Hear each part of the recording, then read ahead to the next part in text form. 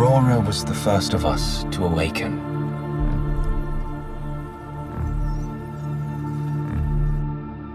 Can you imagine how she must have felt? Born in a laboratory, surrounded by your creators. And then you learn the truth, that there is no other creature like you anywhere.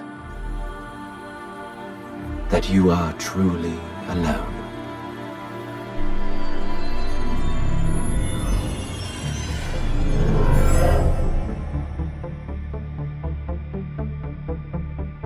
Dr. Liao discovered that Aurora was sentient, that she was alive, thinking, choosing. It was hard to believe. I didn't want to believe it at first.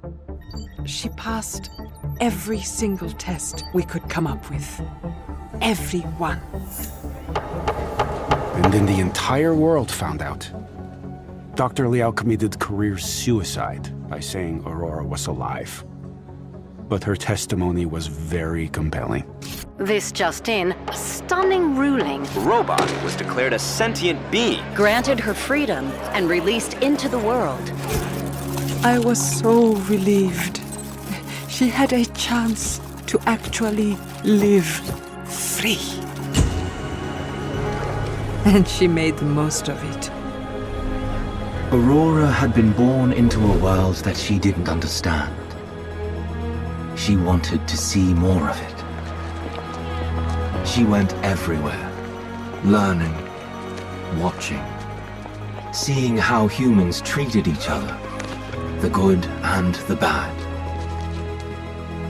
But eventually, she had questions about the nature of her own existence.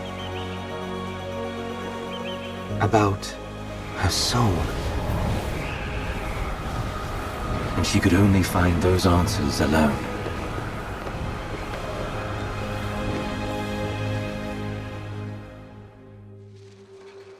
Oh, well, while all that was happening, there was a lot more scrutiny into Omnica Corp's operations.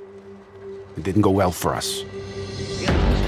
Overspending, mismanagement, fraud even. In a couple of years, Omnica was done. All those automated production lines, completely abandoned and unmonitored for years. By humans, anyway. Breaking news out of Nigeria. Countless social media reports of an invasion underway. It remains unclear exactly what's happening in Central Africa, but we do have some footage from the scene. Also getting eyewitness reports of strange robots designed for combat. We were caught by surprise. The world was caught by surprise.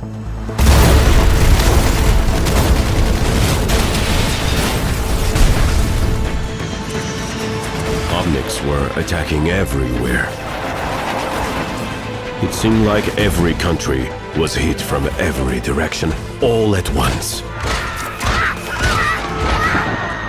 We didn't know it then, but one of the God programs, originally designed to help humanity, had hijacked Omnica's production lines to build warbots of its own design. They called it Anubis. It was built to maintain ecological balance of all things.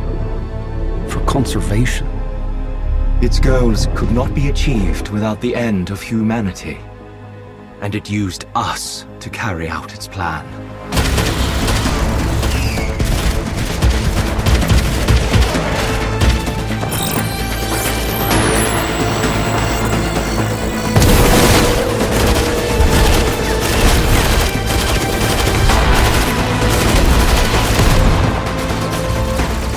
We were running out of hope. But there was a little. Only a few teams across the world were able to mount a real defense. The best of the best joined the special strike team called Overwatch.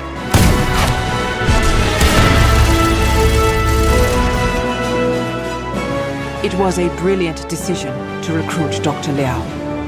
who knew more about Omnix than she did.